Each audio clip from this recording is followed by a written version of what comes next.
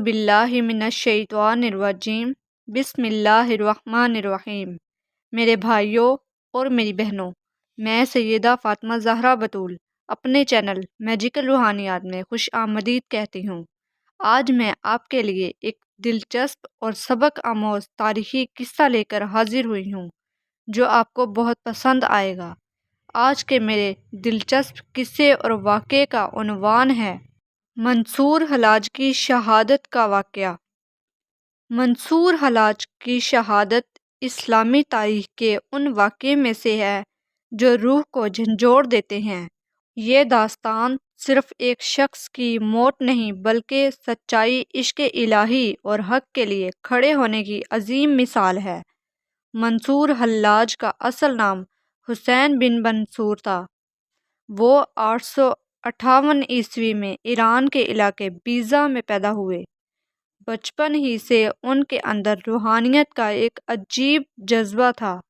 وہ عام بچوں کی طرح دنیاوی کھیلوں میں دلچسپی نہیں رکھتے تھے بلکہ خاموشی، فقیری انداز اور عبادت میں سکون پاتے تھے۔ جوانی میں انہوں نے بڑے بڑے صوفی بزرگوں سے علم حاصل کیا جن میں جنید بغدادی جیسے عظیم استاد بھی شامل تھے۔ مگر منصور کا راستہ کچھ مختلف تھا۔ وہ عشق کو چھپانے کے قائل نہیں تھے بلکہ اسے کھل کر بیان کرنا چاہتے تھے۔ ان کی زندگی کا سب سے مشہور اور متنازع جملہ تھا انا الحق، یعنی میں حق ہوں۔ اس ایک جملے نے ان کی قسمت بدل دی۔ عام لوگ اور علماء اس جملے کو کفر سمجھ بیٹھے، حالانکہ صوفیہ کے نزدیک اس کا مطلب یہ تھا کہ منصور اپنی ذات کو مٹا کر اللہ میں فنا ہو چکے تھے، یعنی ان کی اپنی کوئی ہستی باقی نہیں رہی تھی، صرف حق یعنی اللہ باقی تھا۔ منصور حلاج نے اپنی زندگی کا زیادہ حصہ سفر میں گزارا۔ وہ مکہ گئے، حج کیا، طویل عبادتیں کی اور لوگوں کو اللہ کے قریب آنے کی دعوت دیتے رہے۔ ان کا پیغام سادہ تھا، اللہ سے محبت کرو، دل کو پاک کرو اور سچائی کو اپناؤ۔ مگر ان کے خیالات اور کھلے انداز نے حکمرانوں اور مذہبی پیشواؤں کو پریشان کر دیا۔ وقت کے ساتھ ساتھ ان کے خلاف سازشیں شروع ہو گئیں۔ ان پر جادوگری، بغاوت اور کفر کے الزامات لگائے گئے۔ آخر کار انہیں گرفتار کر کے بغداد لایا گیا جو اس وقت خلافت کا مرکز تھا۔ بادشاہ کا ایک وزیر منصور حلاج سے حد درجے کی نفرت اور حسد رکھتا تھا۔ وہ چاہتا تھا کسی طرح منصور کو راستے سے ہٹا دیا جائے کیونکہ وہ علماء کرام میں بہت مقبول تھے، کیونکہ وہ نہیں چاہتا تھا کہ منصور حلاج کو اس سے زیادہ کوئی عزت دے۔ اس لیے اس نے منصور حلاج کے خلاف سازشیں شروع کر دی۔ یہی نکتہ منصور حلاج کی گرفتاری کی وجہ بن گیا۔ وہاں انہیں کئی سال تک قید میں رکھا گیا۔ روایات ہے کہ تقریباً 8 سال تک وہ قید میں رہے، مگر اس دوران بھی ان کا حوصلہ کم نہ ہوا۔ وہ قید میں بھی عبادت کرتے، اللہ کا ذکر کرتے اور اپنے دشمنوں کے لیے بھی دعا کرتے تھے۔ آخر کار وہ دن آ گیا جب ان کے خلاف فیصلہ سنایا گیا، سولی پر چڑھا دیا جائے گا۔ پھر کچھ علماء کرام منصور حلاج سے جیل میں ملنے آئے۔ انہوں نے پروپیگنڈا بنایا کہ منصور حلاج کو جھوٹا قرار دیا جائے۔ منصور حلاج خود کو ولی سمجھتا ہے، اس کو آئینہ دکھایا جائے۔ جب جیل میں ان کی منصور حلاج سے ملاقات ہوئی تو انہوں نے منصور حلاج کو طنز کیا کہ اگر تم اتنے ہی ولی ہو تو جیل میں بیڑیاں پہن کر قید میں کیوں ہو؟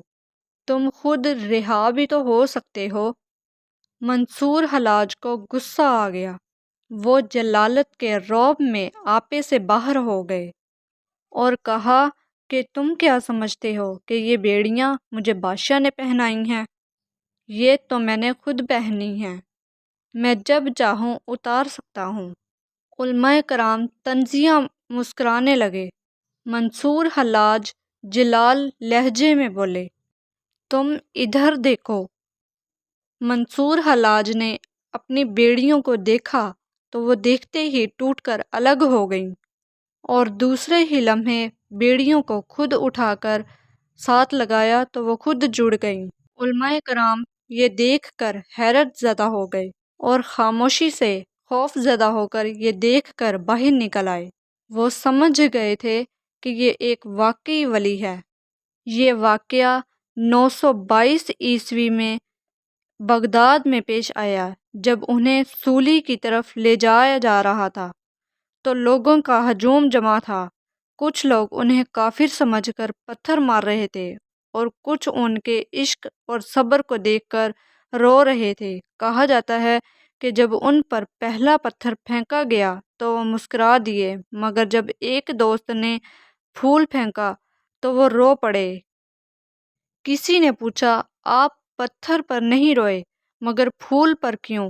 منصور نے جواب دیا، پتھر مارنے والے نہیں جانتے وہ معذور ہیں، اور پھول مارنے والے وہ یہ جانتے ہیں کہ میں کون ہوں، مگر تم جانتے ہو تمہارا یہ عمل مجھے زیادہ تکلیف دیتا ہے۔ یہ جواب ان کی روح کی گہرائی اور سچائی کا مظہر تھا۔ سولی کے مقام پر پہنچ کر انہیں پہلے کوڑے مارے گئے۔ روایات ہے کہ انہیں سینکڑوں کوڑے لگائے گئے، مگر ان کی زبان پر صرف اللہ کا نام تھا۔ ہر ضرب کے ساتھ وہ کہتے اللہ اللہ۔ ان کے جسم سے خون بہہ رہا تھا مگر ان کے چہرے پر عجیب سکون تھا۔ پھر ان کے ہاتھ اور پاؤں کاٹے گئے۔ یہ منظر اتنا خوفناک تھا کہ دیکھنے والوں کے دل دہل گئے، مگر منصور نے اس حالت میں بھی دعا کی، اے اللہ ان لوگوں کو معاف کر دے کیونکہ یہ نہیں جانتے کہ یہ کیا کر رہے ہیں۔ یہ الفاظ ہمیں حضرت عیسیٰ علیہ السلام کی دعا کی یاد دلاتے ہیں جو انہوں نے اپنی تکلیف کے وقت کہی تھی۔ تو وزیر نے حکم دیا کہ منصور حلاج کی زبان کاٹ دی جائے، لیکن منصور حلاج نے کہا، پہلے میری بات غور سے سن لو پھر میری زبان کاٹ دینا۔ منصور حلاج نے کہا، میرے جسم کو جلا دینا اور اس کی راکھ دریا میں بہا دینا، ورنہ یہ دریا تمہیں غرق کر دے گا۔ آخر کار انہیں سولی پر لٹکا دیا گیا۔ ان کا جسم زخموں سے چور تھا مگر ان کی روح بلند تھی۔ سولی پر لٹکتے ہوئے بھی ان کے لبوں پر ذکر جاری تھا۔ کچھ روایات کے مطابق انہوں نے کہا، عشق کا آخری درجہ یہ ہے کہ انسان اپنی جان بھی محبوب پر قربان کر دے۔ جب ان کی روح پرواز کر گئی تو بھی ان کے جسم کے ٹکڑے کیے گئے اور راکھ کو دریا میں بہا دیا گیا تاکہ ان کا نام و نشان مٹ جائے، مگر تاریخ گواہ ہے کہ وہ آج بھی زندہ ہیں۔ جب ان کو جلایا جا رہا تھا تو دریا میں طغیانی آ گئی اور یوں لگتا تھا کہ سیلاب سے پوری بادشاہت کو غرق کر دے گا۔ پھر وزیر اور اس کے کارندے سمجھ گئے کہ کیوں منصور نے کہا تھا کہ اس کی لاش کو جلا کے راکھ کر کے پانی میں بہا دیا جائے۔ پھر انہوں نے ایسا ہی کیا اور دریا تھم گیا۔ لوگوں کے دلوں میں عشق کے راستے میں اور سچائی کی مثال کے طور پر منصور حلاج کی شہادت ہمیں یہ سبق دیتی ہے کہ سچائی کا راستہ آسان نہیں ہوتا۔ جو لوگ حق کی بات کرتے ہیں انہیں اکثر مخالفت، ظلم اور تکلیف کا سامنا کرنا پڑتا ہے، مگر اگر انسان کا دل اللہ کے ساتھ جڑا ہو تو وہ ہر آزمائش کو برداشت کر سکتا ہے۔ ان کی زندگی ایک سوال بھی چھوڑتی ہے، کیا ہم سچ کے لیے کھڑے ہو سکتے ہیں؟ کیا ہم اپنے ایمان پر اتنے مضبوط ہیں کہ دنیا کی مخالفت کے باوجود حق کا ساتھ دیں؟ منصور حلاج نے اپنی جان دے کر یہ ثابت کیا کہ عشق الہی صرف الفاظ نہیں بلکہ قربانی کا نام ہے۔ ان کی داستان آج بھی ہمیں یہ پیغام دیتی ہے کہ سچائی کبھی نہیں مرتی، چاہے اسے سولی پر ہی کیوں نہ چڑھا دیا جائے۔